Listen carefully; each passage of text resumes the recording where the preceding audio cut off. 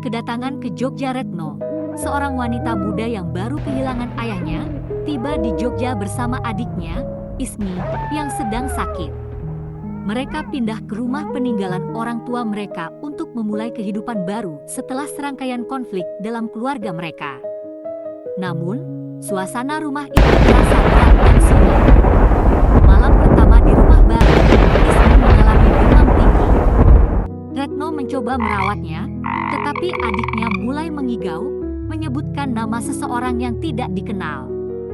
Saat Retno menenangkan Ismi, tiba-tiba lampu kamar berkedip-kedip dan terdengar suara berbisik dari dalam lemari. Ibu mereka, yang masih berduka atas kematian suaminya, menelepon Retno dan berjanji akan mengirimkan uang untuk membantu biaya pengobatan Ismi. Namun, dalam percakapan itu, sang ibu juga berpesan agar Retno tidak pernah membuka gudang di belakang rumah. Ini menambah rasa penasaran dan kecemasan di hati Retno. Pada pagi harinya, Retno mulai mencari pekerjaan untuk mencukupi kebutuhan mereka. Ia bertemu dengan seorang wanita tua, Bu Sumarni, tetangga sebelah yang tampaknya mengetahui sesuatu tentang rumah mereka. Bu Sumarni berbisik, "Kalau malam dengar suara aneh, jangan keluar. Tetap di dalam kamar, ya." Di sore hari, saat membereskan rumah, Retno menemukan sebuah kotak kayu tua di bawah tempat tidur. Kotak itu terkunci rapat dan terasa berat. Di dalamnya, terdengar suara gemerisik, seolah ada sesuatu yang bergerak di dalam. Namun, sebelum sempat membukanya, pintu kamar tiba-tiba tertutup dengan sendirinya. Ketegangan mulai terasa saat malam menjelang. Angin bertiup kencang di luar rumah, dan Ismi kembali mengigau. Kali ini, ia berkata dengan suara berbeda, "Jangan pulang, sudah bukan rumahmu lagi." Retno berusaha membangunkan Ismi, tetapi tubuh adiknya terasa kaku dan dingin. Di tengah kepanikan, Retno mendengar langkah kaki di luar kamar. Perlahan, gagang pintu mulai berputar. Perpecahan keluarga setelah kejadian mengerikan di malam pertama, Retno mulai mencari tahu lebih banyak tentang rumah tersebut dan rahasia yang tersembunyi di dalamnya. Ia menghubungi ibunya untuk menanyakan tentang kotak kayu yang ia temukan.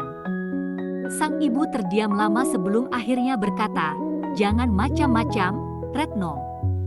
Buang saja kotak itu. Jangan dibuka." Namun, rasa penasaran Retno semakin besar. Ia pergi ke pasar untuk membeli beberapa kebutuhan dan di sana bertemu dengan Pak Warno, seorang pedagang tua yang mengenal baik sejarah rumahnya.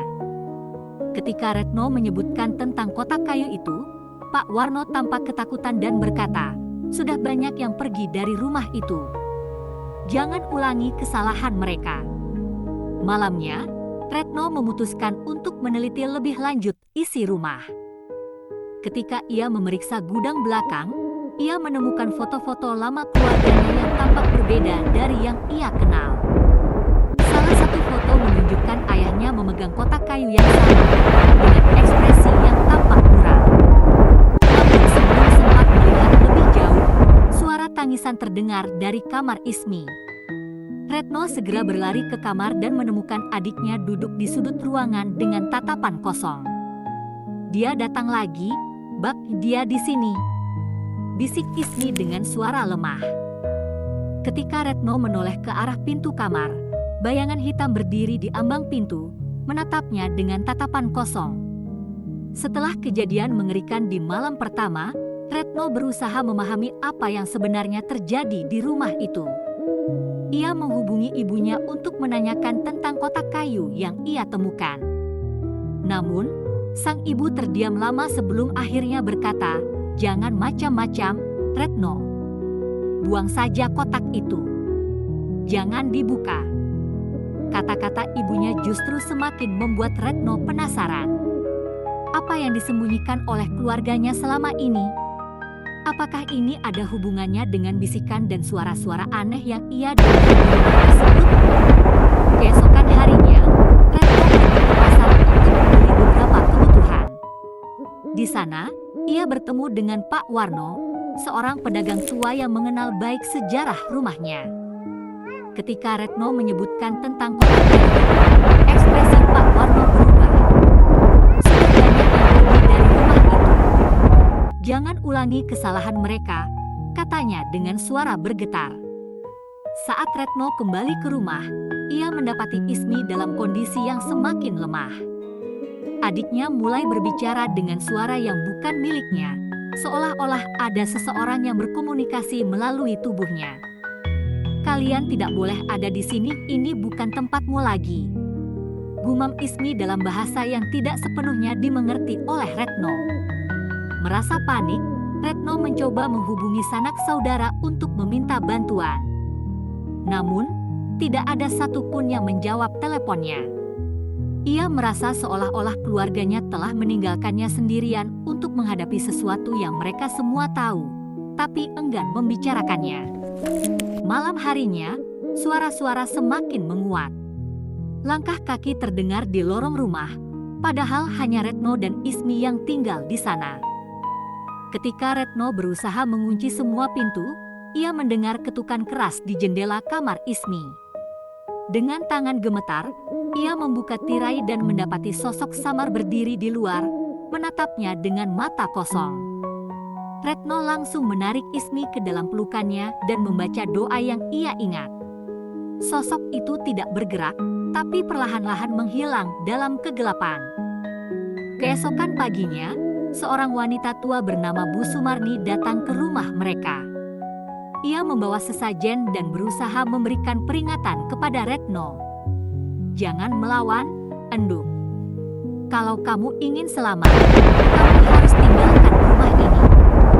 Retno tidak bisa menerima saran itu begitu saja. Ia ingin tahu apa yang sebenarnya terjadi di rumah ini. Ia mulai mencari dokumen lama dan menemukan surat-surat yang ditulis oleh ayahnya sebelum meninggal.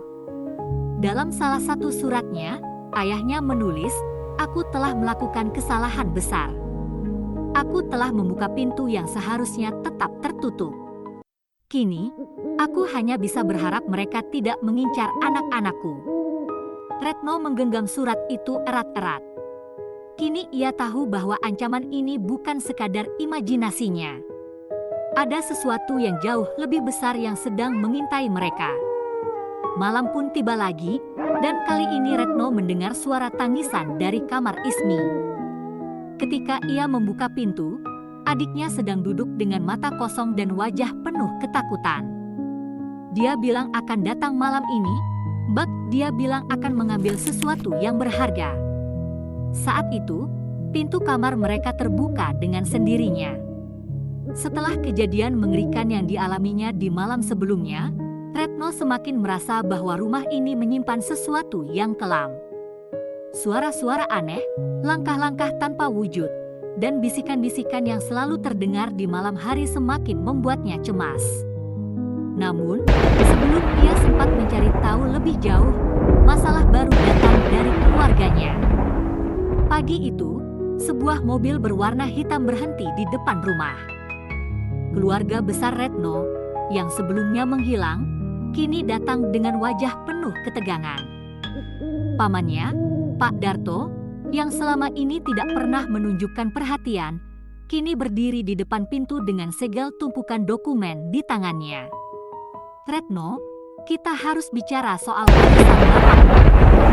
Rumah ini tidak bisa kamu kuasai sendiri," ucap Pak Darto dengan nada tajam. Retno terdiam.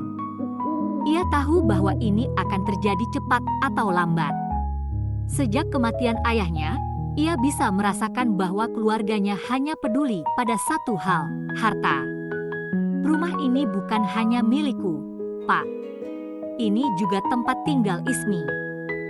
Kami tidak bisa kemana-mana sekarang," jawab Retno berusaha tenang. "Itu bukan urusan kami," sela Tante Sri, adik bungsu ayahnya. "Kami punya hak yang sama. Kalau kamu tidak mau menjualnya, setidaknya kita bagi hasilnya sekarang juga." Ketegangan meningkat. Pak Warno, tetangga yang selama ini memperingatkan Retno, datang ke rumah dan berusaha menenangkan keadaan. kalian tidak mengerti ada sesuatu di rumah ini yang tidak boleh diganggu. Bukan soal harta, ini soal keselamatan kalian. Namun, keluarga Retno tidak peduli. Mereka hanya melihat angka dan aset. Mereka memaksa untuk masuk dan menggeledah rumah, mencari dokumen-dokumen yang bisa menguntungkan mereka. Saat mereka mulai membongkar lemari ayahnya, sesuatu yang aneh terjadi. Lampu di ruang tengah tiba-tiba padam. Angin kencang bertiup meskipun jendela tertutup rapat. Bau anyir menyebar di ruangan, membuat semua orang terdiam. Lalu, terdengar suara langkah kaki di lantai atas. "Siapa di atas?" tanya Pak Darto dengan suara bergetar. Tidak ada yang menjawab. "Ismi, kamu di sana?" Retno berteriak, tetapi adiknya muncul dari dapur, terlihat ketakutan. "Bukan aku, Bab, aku di sini." Kemudian, terdengar suara berbisik dari arah tangga. "Keluar, ini bukan milik kalian." Semua orang membeku. Pak Warno memejamkan mata dan mulai melafalkan doa. Ketika ia membuka matanya lagi, ia menatap Retno dengan tatapan penuh ketakutan. Jangan biarkan mereka mengusik sesuatu yang sudah terkunci. Jika mereka terus mengusik, sesuatu yang lebih buruk akan terjadi. Namun, Pak Darto dan Tante Sri tidak mendengarkan. Mereka tetap bersikeras membuka lemari kayu tua yang ada di kamar ayah Retno. Saat lemari itu terbuka, sebuah kotak kayu kecil jatuh ke lantai. Ismi menjerit ketakutan. Retno memungut kotak itu dan merasakan sesuatu yang aneh. Kotak itu terasa lebih berat dari sebelumnya, seolah-olah ada sesuatu yang hidup di dalamnya. Pak Darto berusaha merebutnya, tetapi tiba-tiba suara keras menggema di seluruh rumah. Pintu kamar ayah mereka terbanting dengan sendirinya. Jendela pecah dan lampu-lampu berkedip liar. Dari dalam lemari, terdengar suara geraman yang menyeramkan, seolah-olah sesuatu yang telah lama terkunci kini ingin keluar. Ismi menutup telinganya dan berteriak, "Tutup kotaknya! Jangan buka!" Retno segera menekan tutup kotak itu rapat-rapat, tetapi ia bisa merasakan getaran di dalamnya. Seolah ada sesuatu yang mencoba keluar. Pak Warno menarik tangan Retno dan berbisik, "Cepat! Simpan kotak ini. Jangan sampai jatuh ke tangan yang salah." Namun, sebelum mereka bisa melakukan sesuatu yang lebih buruk terjadi. Salah satu anggota keluarga mereka, Tante Sri, tiba-tiba menjerit histeris. Matanya membelalak, tubuhnya kaku, dan mulutnya bergetar tanpa suara. Lalu, dengan suara yang bukan miliknya, ia berbisik pelan, "Aku sudah lama menunggu ini." Malam itu menjadi awal dari sesuatu yang jauh lebih mengerikan. Dan Retno menyadari bahwa bukan hanya warisan yang sedang diperebutkan, tetapi juga jiwa mereka. Setelah kejadian mengerikan yang terjadi malam itu, suasana di rumah semakin mencekam. Tante Sri yang tiba-tiba berbicara dengan suara asing kini dalam keadaan tak sadarkan diri. Retno dan Pak Warno berusaha menenangkan situasi, sementara Pak Darto dan anggota keluarga lainnya mulai panik. Ismi, yang masih gemetar ketakutan, terus berbisik pelan, "Bab, kita harus pergi dari sini. Aku gak mau tinggal di rumah ini lagi." Namun, sebelum Retno bisa menenangkan adiknya, suara ketukan terdengar dari arah pintu belakang rumah. Ketukan itu pelan, tapi sangat berirama, seperti seseorang yang tidak sabar menunggu untuk masuk. Retno berjalan perlahan menuju pintu, tangannya bergetar saat menggenggam gagang pintu. Begitu ia membukanya, tidak ada siapapun di luar. Angin malam bertiup kencang, membawa aroma anyir yang membuat Retno merinding. Namun, saat ia hendak menutup pintu, tiba-tiba ada bayangan samar yang melintas di halaman belakang. Sosok itu berdiri diam di bawah pohon tua, menatap lurus ke arah rumah. Retno memejamkan matanya sejenak, dan ketika ia membukanya lagi, sosok Ketakutan semakin menjadi-jadi ketika Retno dan keluarganya mulai mendengar langkah kaki berlarian di dalam rumah setiap malam. Langkah itu terdengar dari lorong-lorong, dari tangga, bahkan dari dalam kamar mereka sendiri. Namun, tidak ada satupun dari mereka yang bisa menemukan siapa atau apa yang menyebabkan suara itu. Pak Warno akhirnya memutuskan untuk memanggil seorang ustaz bernama Kiai Rahmat, yang dikenal memiliki kemampuan untuk menghadapi hal-hal gaib. Ketika Kiai Rahmat datang, ia langsung merasa ada sesuatu yang tidak beres di dalam rumah itu. Ada sesuatu yang belum selesai di sini, katanya sambil menatap Retno dengan serius. Kalian mungkin telah membuka sesuatu yang seharusnya tetap terkunci. Retno menceritakan tentang kotak kayu yang ia temukan, dan wajah Kiai Rahmat semakin mengeras. Jangan pernah membuka kotak itu. Sesuatu yang terikat di dalamnya belum seharusnya dilepaskan. Namun, sebelum mereka bisa membahas lebih lanjut, suara erangan terdengar dari kamar Tante Sri. Ketika mereka masuk, mereka menemukan Tante Sri duduk di tempat tidur, matanya terbuka tapi kosong. Ia mulai berbicara dalam bahasa yang tidak mereka mengerti, suaranya berat dan bergema, seolah berasal dari dalam dirinya tetapi bukan dirinya. Kiai Rahmat langsung membaca doa-doa perlindungan, dan seketika tubuh Tante Sri bergetar hebat. Tiba-tiba, ia berteriak histeris, lalu pingsan. Saat ia jatuh ke lantai, sesuatu terjatuh dari tangannya, sehelai kertas tua dengan tulisan tangan ayah Retno. Retno mengambil kertas itu dan membacanya dengan suara bergetar. Aku telah melakukan kesalahan besar. Jika kau menemukan ini, jangan pernah membuka kotaknya. Jangan biarkan dia keluar. Aku sudah mencoba menahannya, tapi aku takut waktuku tidak cukup lama. Retno menatap Kiai Rahmat dengan penuh ketakutan. Apa maksudnya, Kiai? Siapa yang ayah maksud dengan dia? Kiai Rahmat menghela napas panjang. Jin ini bukan sekadar gangguan biasa, Retno. Ini adalah entitas yang sudah lama terkunci di sini. Dan jika benar kotaknya sudah terbuka, maka kita semua dalam bahaya besar. Malam itu, teror semakin menjadi-jadi. Bayangan hitam mulai muncul di sudut rumah, dan Ismi semakin sering mengalami mimpi buruk. Ia mulai berbicara dalam tidurnya, menyebutkan nama yang belum pernah Retno dengar sebelumnya. Nama itu berulang-ulang terdengar di udara, hingga akhirnya suara berat bergema di dalam rumah mereka. Aku sudah bebas. Dan seketika, lampu di seluruh rumah padam. Setelah kejadian mengerikan yang terjadi malam sebelumnya, Retno dan keluarganya berada dalam ketakutan. Lampu yang padam seolah menjadi pertanda bahwa sesuatu telah benar-benar bebas di dalam rumah itu. Ismi tidak berhenti menggigil, dan wajahnya semakin pucat. Retno tahu bahwa mereka harus segera mencari tahu apa yang sebenarnya terjadi. Di pagi hari, Kiai Rahmat kembali datang untuk berbicara dengan Retno. Ia meminta Retno menunjukkan kotak kayu yang telah ditemukan.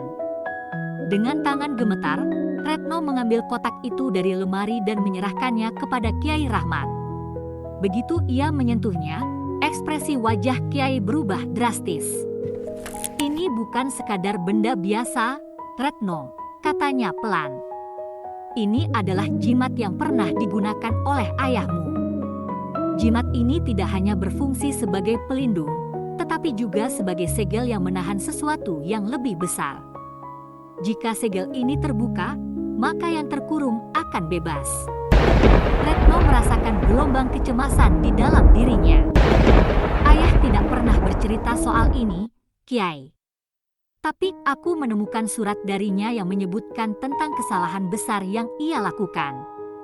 Apakah ayah yang membebaskan entitas ini? Kiai Rahmat mengangguk pelan. Kemungkinan besar, iya. Tapi yang lebih penting sekarang adalah kita harus mencari cara untuk mengembalikannya sebelum ia semakin kuat. Malam itu, Retno, Ismi, dan Kiai Rahmat duduk di ruang tengah, mencoba mencari tahu lebih dalam mengenai sejarah jimat tersebut.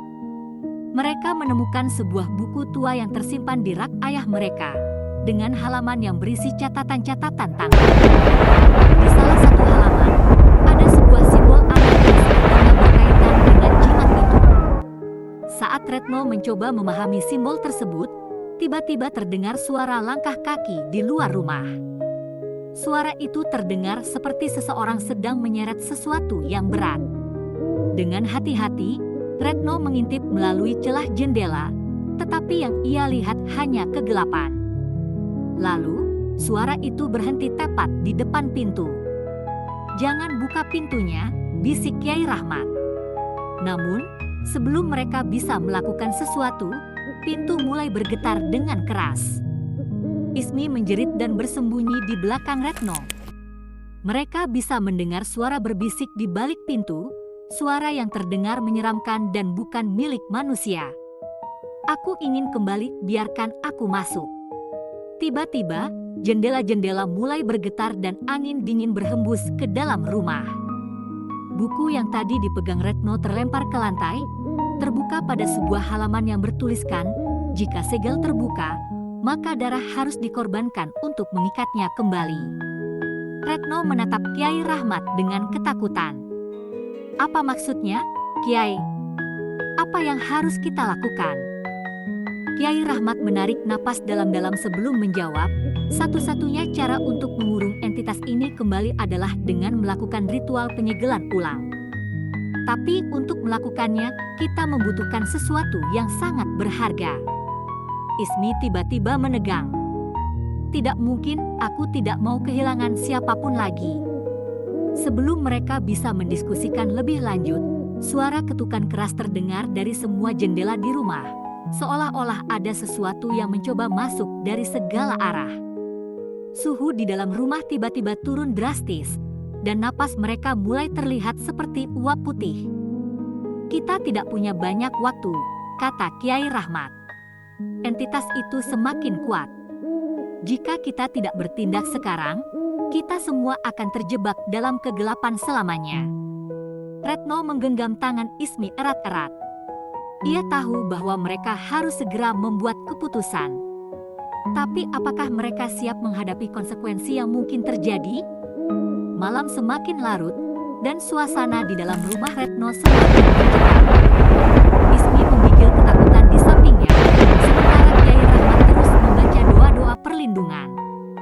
Suara-suara aneh mulai terdengar dari seluruh penjuru rumah, bisikan samar yang semakin lama semakin keras, langkah kaki tanpa wujud yang melintasi lorong, serta bayangan hitam yang muncul sekelebat di jendela. Retno merasa seolah-olah rumah ini bukan lagi tempat yang aman. Ia memutuskan untuk membawa Ismi pergi, tetapi sebelum mereka sempat meninggalkan ruang tengah, tiba-tiba pintu depan tertutup dengan sendirinya dan terkunci. Lampu-lampu mulai berkedip, dan udara di dalam ruangan menjadi sangat dingin. "Kita tidak bisa pergi sekarang," kata Kyai Rahmat dengan suara berat. "Entitas ini sudah menyadari niat kita dan tidak akan membiarkan kita keluar dengan mudah." Ismi mulai menangis. "Aku tidak mau di sini lagi, Bak. Aku takut. Retno merangkul adiknya erat-erat. Ia tahu mereka tidak punya pilihan lain selain menghadapi apapun yang sedang menghantui rumah ini. Kyai Rahmat meminta mereka untuk duduk di lantai dalam lingkaran yang telah ia buat dengan garam dan lilin. "Apapun yang terjadi, jangan keluar dari lingkaran ini," perintahnya dengan tegas. Mereka bertiga duduk di dalam lingkaran, dan Kyai Rahmat mulai melantunkan doa-doa yang lebih kuat. Saat itu juga, rumah mulai bergetar. Jendela terbuka sendiri dengan keras, angin kencang masuk ke dalam rumah, membawa bau busuk yang menusuk hidung. Dari luar, terdengar suara tangisan dan tawa mengerikan yang berbaur menjadi satu. Lalu, sesuatu yang jauh lebih mengerikan terjadi. Tiba-tiba, tubuh Ismi menegang dan matanya membelalak. Ia mulai berbicara dengan suara yang bukan miliknya, suara berat dan bergema, seolah-olah ada dua orang berbicara dalam satu tubuh. "Kalian sudah terlambat, dia milikku, kalian tidak bisa mengambilnya." Retno menjerit panik. dengan Ismi. Kiai Rahmat tetap tenang meskipun wajahnya mulai dipenuhi keringat dingin. Dia sedang dikuasai oleh entitas itu. Tapi kita masih bisa menyelamatkannya. Ismi menoleh ke arah mereka dengan tatapan yang tidak wajar. Senyumnya mengerikan, dan ia tertawa pelan. Kalian ingin mengusirku? Aku sudah di sini terlalu lama, tempat ini adalah milikku. Kiai Rahmat menaburkan garam ke tubuh Ismi, dan seketika gadis itu menjerit kesakitan. Tubuhnya bergetar hebat, lalu ia jatuh tersungkur ke lantai. Saat itu juga, seluruh rumah bergetar lebih keras daripada sebelumnya. Seakan-akan ada sesuatu yang marah besar. Retno menangis sambil menggenggam tangan Ismi. Tolong, Kiai, aku tidak mau kehilangan dia. Namun, entitas itu tidak menyerah begitu saja. Bayangan hitam mulai muncul di sudut ruangan, semakin besar dan semakin jelas. Wujudnya tinggi, dengan mata merah menyala dan tubuh yang seolah terbuat dari asap pekat.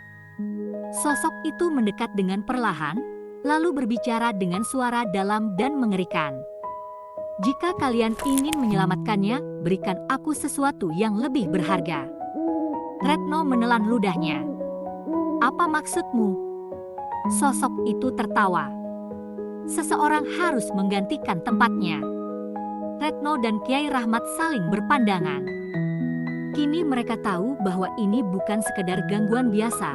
Ini adalah perjanjian lama yang telah dilakukan oleh ayah mereka. Dan kini mereka harus membayar harga yang ditinggalkan. Malam itu, mereka harus membuat keputusan yang akan menentukan hidup dan mati mereka. Malam semakin larut, dan keputusan harus segera diambil. Retno menatap wajah Ismi yang masih lemah setelah kerasukan. Sosok hitam itu berdiri di sudut ruangan, menunggu jawaban mereka dengan sabar. Seseorang harus menggantikannya. Suara berat itu bergema kembali. Retno menggigit bibirnya. Tidak mungkin ia menyerahkan nyawa seseorang demi menyelamatkan Ismi. Namun, jika mereka tidak melakukan sesuatu, Ismi bisa semakin tenggelam dalam cengkeraman makhluk itu. Kiai Rahmat menghela napas panjang. Kita tidak akan menyerahkan siapapun. Akan ada cara lain untuk mengurungnya kembali, katanya tegas. Ia mengambil kantong kain dari tasnya, mengeluarkan segenggam garam hitam dan beberapa dedaunan yang telah dikeringkan. Aku akan melakukan ritual penyegelan ulang. Tapi ini membutuhkan waktu. Kalian harus bertahan, lanjutnya. Retno mengangguk cepat, sementara Ismi masih terbaring lemah dengan napas tersengal. Sosok hitam itu bergerak mendekat, suaranya semakin bergema di seluruh ruangan. Kalian tidak bisa mengusirku semudah itu, aku telah terikat pada tempat ini selama puluhan tahun. Kiai Rahmat mulai merapalkan doa-doa. Ia menyebarkan garam hitam di sekitar mereka, membentuk lingkaran pelindung. Tiba-tiba, sosok hitam itu menjerit marah. Tubuhnya menggeliat, seakan berusaha melarikan diri dari lingkaran garam tersebut. Retno, cepat ambil jimat ayahmu, seru Kiai Rahmat. Retno segera berlari ke kamar ayahnya, membuka laci meja yang terkunci. Di dalamnya, ia menemukan jimat kayu yang diukir dengan simbol-simbol aneh. Begitu ia menggenggamnya, hawa dingin menusuk tubuhnya, seolah-olah sesuatu merayap masuk ke dalam kulitnya. Saat ia kembali ke ruang tengah, sosok hitam itu semakin liar, mencoba menerobos lingkaran perlindungan.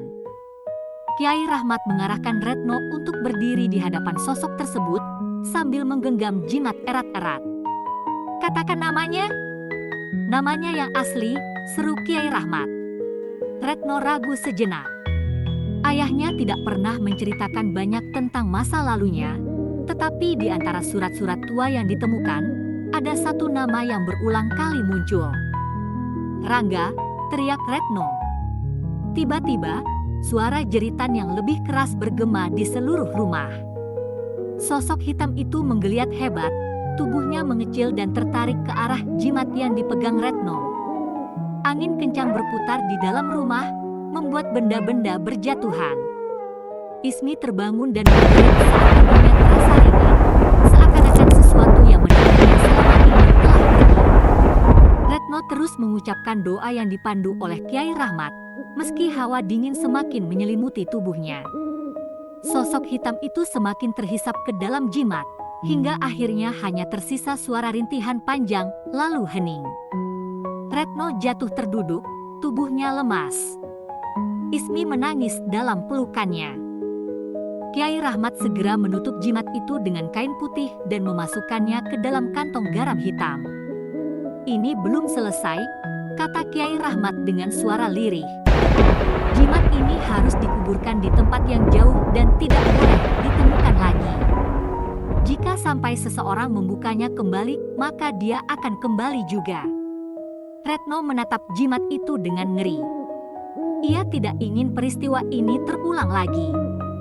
Malam itu, mereka akhirnya bisa beristirahat, meski masih ada perasaan tak tenang di dalam hati. Namun, satu hal yang pasti, teror belum benar-benar berakhir. Setelah peristiwa mengerikan yang terjadi malam sebelumnya, rumah semakin dipenuhi aura mencekam.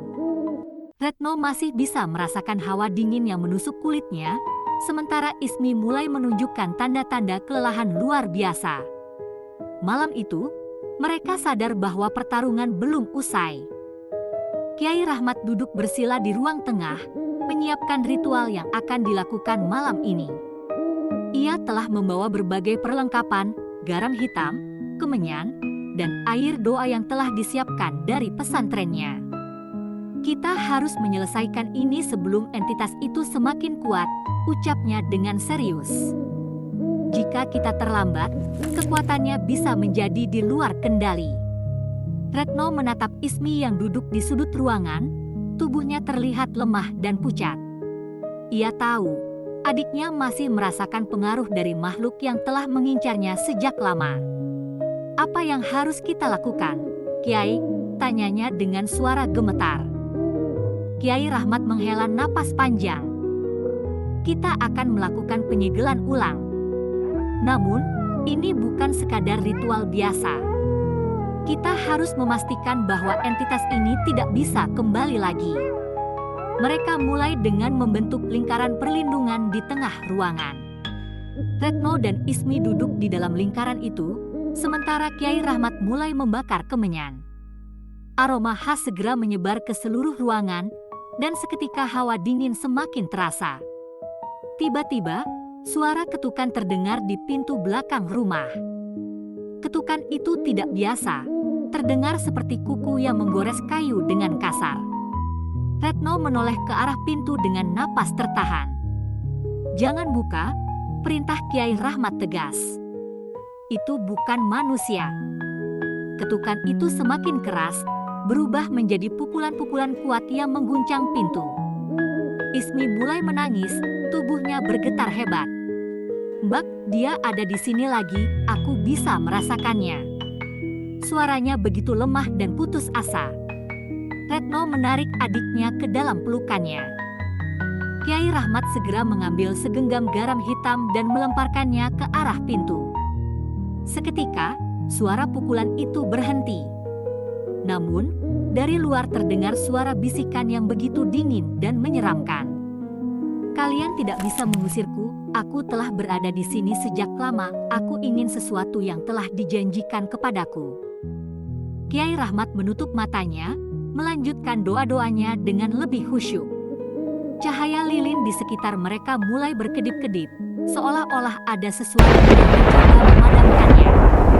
Retno menggenggam tangan Ismi lebih erat, berusaha menenangkan adiknya. Tiba-tiba, jendela di sudut ruangan terbuka dengan sendirinya, dan angin kencang menerobos masuk. Dari dalam kegelapan, sebuah bayangan hitam muncul, bergerak mendekat dengan cepat. Bentuknya samar, tetapi matanya merah menyala, memancarkan kebencian yang mendalam. "Dia sudah masuk," teriak Retno ketakutan. Kiai Rahmat segera berdiri, menaburkan air doa ke udara. Bayangan itu berteriak marah, suaranya bergema di seluruh ruangan. Namun, semakin kuat doa yang dibacakan oleh Kiai Rahmat, semakin melemah bayangan itu. "Retno, cepat ambil jimat ayahmu," seru Kiai Rahmat. Dengan tangan gemetar, Retno berlari ke kamar ayahnya. Ia membuka laci dan menemukan jimat kayu tua yang telah diwariskan turun-temurun. Saat ia menggenggamnya, hawa panas menyebar ke seluruh tubuhnya, seakan-akan sesuatu sedang mencoba masuk ke dalam dirinya. Ia kembali ke ruang tengah, mendapati Ismi yang kini menegang dengan mata terpejam. Tubuh adiknya mulai mengeluarkan asap hitam tipis. Retno tahu, entitas itu masih mencoba menguasai Ismi. "Katakan namanya," seru Kiai Rahmat. Retno ragu sejenak, tetapi kemudian ia ingat nama yang selalu muncul dalam catatan ayahnya. "Rangga," teriaknya. Suara jeritan yang begitu mengerikan menggema di seluruh rumah. Bayangan hitam itu menggeliat, tubuhnya terhisap ke dalam jimat kayu yang dipegang Retno. Angin kencang berputar di dalam rumah, membuat benda-benda berjatuhan. Ismi tiba-tiba tersadar, menatap Retno dengan mata berkaca-kaca. "Bak, aku merasa ringan." Saat itu juga, suara-suara aneh yang selama ini menghantui mereka menghilang. Bayangan hitam itu telah lenyap, terserap kembali ke dalam jimat. Kiai Rahmat menghela napas lega. "Kita berhasil, tapi ini belum selesai. Jimat ini harus dikuburkan di tempat yang jauh dan tidak boleh ditemukan lagi. Jika sampai seseorang membukanya kembali, makhluk itu akan kembali juga." Retno memandang jimat di tangannya dengan perasaan bercampur aduk. Kini, mereka harus memastikan bahwa kengerian ini tidak pernah terulang lagi. Namun, jauh di luar rumah, di dalam kegelapan malam, sepasang mata merah masih mengintai, menunggu kesempatan lain untuk kembali. Setelah berhasil mengurung entitas dalam jimat kayu, suasana di dalam rumah sedikit mereda. Namun, baik Retno maupun Kiai Rahmat tahu bahwa ini belum benar-benar berakhir. Jimat itu harus dikuburkan di tempat yang tidak dapat ditemukan lagi. Jika ada yang membukanya, entitas itu akan kembali dengan kekuatan yang lebih besar.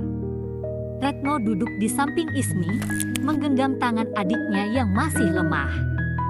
"Bagaimana perasaanmu, Dik?" tanyanya lembut. Ismi mengangguk pelan. "Lebih baik, Bak, tapi aku masih bisa merasakan kehadirannya. Seperti dia belum benar-benar pergi." Kiai Rahmat yang mendengar itu mengerutkan dahi. "Kita tidak boleh lengah.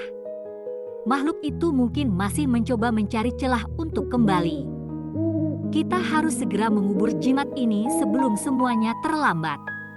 Malam itu, Retno, Ismi, dan Kiai Rahmat pergi ke sebuah hutan di pinggiran desa, tempat yang diyakini memiliki energi spiritual yang kuat. Mereka membawa jimat yang telah dibungkus dengan kain putih dan diikat erat dengan tali doa. "Tempat ini cukup jauh dari perkampungan," ujar Kiai Rahmat sambil memandangi tanah yang lembab di bawah cahaya bulan. "Jika kita menguburkannya di sini, kemungkinan besar tidak akan ada yang menemukannya." Retno menggali tanah dengan tangan gemetar. Ismi berdiri di belakangnya, berusaha menenangkan dirinya sendiri. Angin malam bertiup kencang, membawa suara-suara aneh dari dalam hutan. Tiba-tiba, mereka mendengar suara ranting patah. "Ada yang mengikuti kita," bisik Ismi ketakutan. Kiai Rahmat menoleh ke belakang dengan waspada. "Jangan takut. Kita hampir selesai." Saat galian cukup dalam, Retno meletakkan jimat itu di dalam lubang. Saat tanah mulai menutupi jimat tersebut, terdengar suara jeritan panjang dari dalam hutan. Angin semakin kencang, dan bayangan hitam mulai berkumpul di antara pepohonan. "Cepat," seru Kiai Rahmat. Retno mempercepat gerakannya, menimbun lubang dengan tanah. Tiba-tiba, Ismi menjerit kesakitan dan memegangi dadanya. Tubuhnya bergetar hebat, seolah-olah ada sesuatu yang mencoba menariknya kembali ke dunia kegelapan. "Dia masih terhubung denganku, Bak. Aku bisa merasakannya, teriak Ismi dengan wajah pucat. Retno panik, tetapi Kiai Rahmat segera bertindak. Ia menggenggam kepala Ismi dan mulai membacakan doa-doa perlindungan dengan lebih kuat. Namun, entitas itu semakin kuat. Dari kegelapan, sosok dengan mata merah menyala mulai mendekat, suaranya bergema dalam udara malam. Aku belum selesai dengan kalian, aku akan kembali.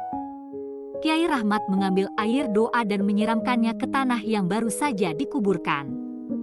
Teriakan mengerikan terdengar, seolah-olah sesuatu sedang terbakar dari dalam bumi. Ismi jatuh tersungkur ke tanah, napasnya tersengal-sengal. Retno menangis dan memeluk adiknya erat-erat. Sudah selesai, Dik, dia tidak akan kembali lagi. Namun, Kiai Rahmat tidak terlihat sepenuhnya yakin. Ia menatap tanah yang baru dikuburkan dengan tatapan penuh kehati-hatian. Kita sudah mengurungnya, tapi apakah dia benar-benar lenyap? Kita hanya bisa berharap bahwa segel ini akan bertahan selamanya. Saat mereka berjalan menjauhi hutan, Retno masih merasa ada sesuatu yang mengawasi mereka dari dalam kegelapan. Malam itu, meskipun mereka merasa telah menang, mereka tahu bahwa ini bukanlah akhir dari segalanya. Jauh di dalam hutan, di tempat jimat itu dikubur, angin berhembus kencang membawa bisikan samar yang belum sepenuhnya hilang. Aku akan menunggu. Meskipun jimat telah dikubur jauh di dalam hutan, perasaan tidak tenang masih menyelimuti Retno. Malam semakin larut, dan angin dingin bertiup lembut, seolah membawa bisikan yang tak terdengar. Ismi berusaha tidur, tetapi bayang-bayang ketakutan masih menghantuinya. Retno duduk di tepi tempat tidur, matanya terpaku pada jendela yang tertutup rapat. Ia tidak bisa menghilangkan perasaan bahwa sesuatu masih mengintai mereka. Kiai Rahmat pun merasa ada yang tidak beres. Biasanya, setelah ritual seperti ini, energi akan langsung mereda. Tapi kali ini, aku merasa ada yang belum selesai, ucapnya dengan nada cemas. Tiba-tiba, listrik di rumah mereka padam. Cahaya lilin yang mereka nyalakan bergetar seolah-olah ada yang berusaha memadamkannya. Ismi bangun dari tidurnya dengan napas tersengal. Bak, dia belum pergi. Aku bisa merasakannya. Seketika, suara ketukan keras terdengar di pintu depan.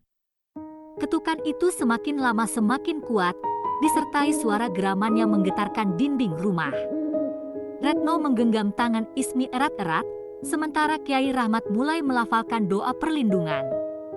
Jangan buka pintunya, perintah Kiai Rahmat. Namun, sebelum mereka sempat bergerak, pintu itu terbuka sendiri dengan keras. Angin kencang menerobos masuk, membawa aroma anyir yang begitu menusuk. Dari balik kegelapan, bayangan besar muncul di ambang pintu. Sosok itu lebih jelas daripada sebelumnya, lebih besar, lebih mengerikan. Kalian pikir bisa menyingkirkanku begitu saja? Aku telah terikat pada darah kalian. Aku adalah bagian dari keluarga ini, suara makhluk itu bergema, memenuhi seluruh rumah. Retno merasakan dingin menjalar ke seluruh tubuhnya. Makhluk itu tidak sekadar roh biasa.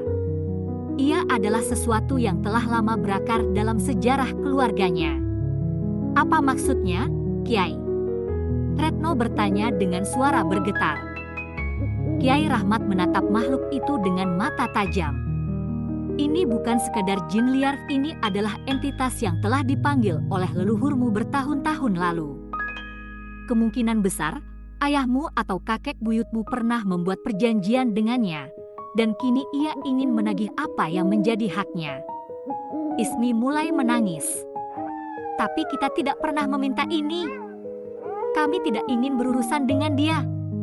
Makhluk itu tertawa, suara seraknya mengisi seluruh ruangan. Permintaan atau tidak, darah kalian adalah milikku.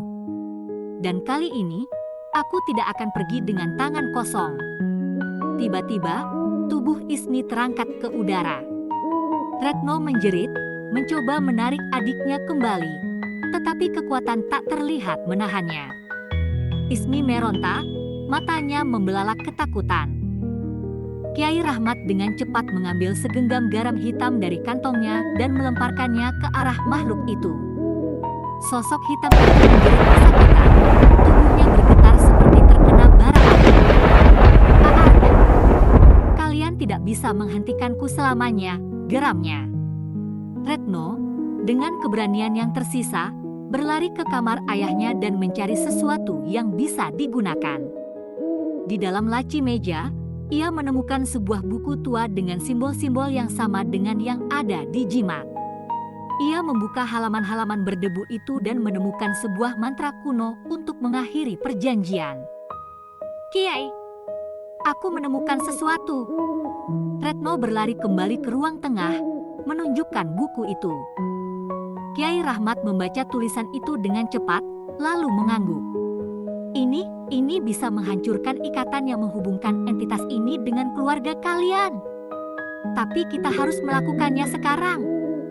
Mereka berdiri dalam lingkaran perlindungan, sementara Kiai Rahmat mulai melantunkan mantra. Makhluk itu terus menjerit, semakin lemah, tetapi masih berusaha bertahan. Rumah mulai bergetar hebat, seolah-olah tidak sanggup menahan energi yang dilepaskan dalam ritual ini. Retno memejamkan matanya dan mengucapkan kata-kata terakhir dari mantra itu. "Dengan darah yang tidak lagi mengikatmu, aku mengakhiri perjanjian ini. Pergilah dan jangan kembali." Seketika, cahaya putih menyilaukan memenuhi ruangan. Makhluk itu menjerit terakhir kalinya sebelum akhirnya lenyap, meninggalkan keheningan yang menyesakan. Ismi jatuh ke lantai, tubuhnya lemas.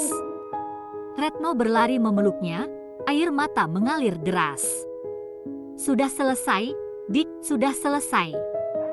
Kiai Rahmat menghela napas panjang, menatap sekeliling rumah yang kini terasa lebih tenang. "Kalian telah terbebas. Perjanjian itu telah dihapus. Tapi ingatlah, jangan pernah mengulangi kesalahan leluhur kalian." Retno menatap langit-langit rumah mereka yang kini terasa lebih terang. Mereka telah melewati teror yang hampir merenggut nyawa mereka. Namun, jauh di sudut pikirannya, ia bertanya-tanya apakah ini benar-benar sudah berakhir? Di luar rumah, angin malam masih berhembus pelan. Dan di kejauhan, terdengar suara samar yang berkata, "Aku akan kembali." Setelah malam penuh teror, Retno dan Ismi berharap bahwa semuanya telah berakhir. Namun, jauh di dalam hatinya, Retno tahu bahwa ancaman belum sepenuhnya hilang. Kata-kata terakhir makhluk itu masih menggema dalam pikirannya, "Aku akan menunggu." Pagi itu, Kiai Rahmat memutuskan untuk melakukan pembersihan terakhir di rumah mereka. "Kita harus memastikan tidak ada jejak makhluk itu yang tersisa.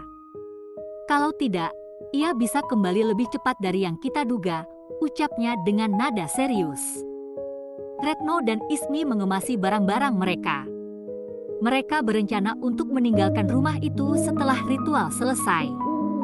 Namun, ketika Retno masuk ke kamar ayahnya untuk terakhir kali, ia menemukan sebuah buku harian tua yang belum pernah ia lihat sebelumnya.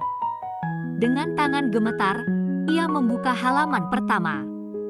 "Aku telah melakukan kesalahan besar. Aku berpikir bahwa perjanjian ini akan membawa kebaikan, tetapi aku salah. Makhluk itu bukan sekadar penjaga. Ia adalah sesuatu yang lebih tua dan lebih kuat dari yang bisa kubayangkan. Aku harus menghentikan ini sebelum anak-anakku terkena dampaknya." Retno menelan ludah. Ayahnya tahu sejak awal bahwa mereka sedang dalam bahaya, tetapi ia tidak bisa menghentikannya. Ia berusaha melindungi keluarganya, tetapi akhirnya ia sendiri yang terjerat dalam perjanjian tersebut. Sementara itu, Kiai Rahmat mulai membakar dupa dan menyiramkan air suci ke setiap sudut rumah. Namun, saat ia mencapai ruang tamu, udara tiba-tiba menjadi berat. Angin kencang berputar di dalam rumah, dan suara-suara aneh mulai terdengar dari balik dinding. Dia belum pergi sepenuhnya. Kiai Rahmat bergumam dengan wajah tegang. Tiba-tiba, Ismi menjerit dari kamarnya. Retno berlari secepat mungkin, menemukan adiknya berdiri di sudut ruangan, tubuhnya membeku dan matanya penuh ketakutan. Di tengah ruangan, bayangan hitam mulai muncul kembali, lebih besar dan lebih mengerikan dari sebelumnya. "Kalian pikir bisa mengusirku?" Suara itu bergema dalam ruangan, membuat lampu berkedip-kedip liar. Retno berdiri di depan Ismi, melindungi adiknya dengan tubuhnya. "Kami tidak akan membiarkanmu mengambil apapun lagi." Kiai Rahmat mulai melantunkan doa dengan lebih lantang, tetapi makhluk itu tertawa. "Doa-doa kalian tidak akan cukup kali ini. Aku telah menunggu terlalu lama untuk ini."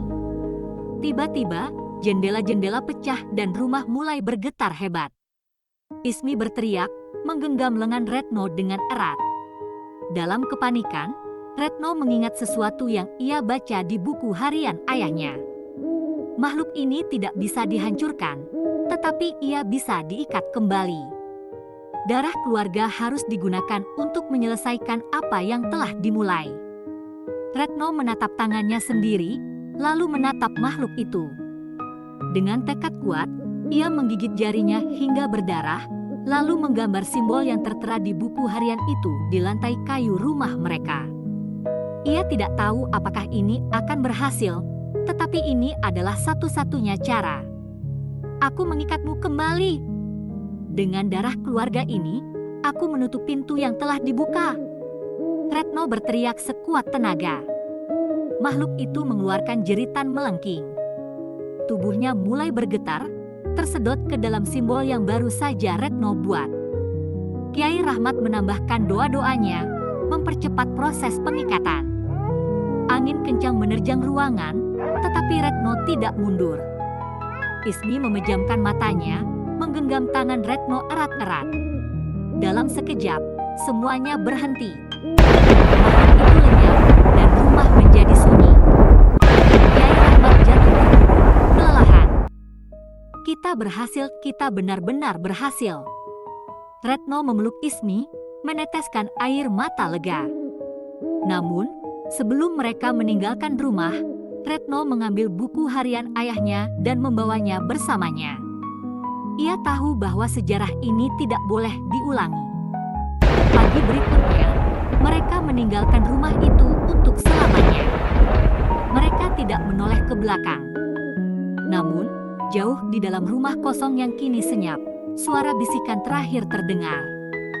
"Aku akan selalu menunggu."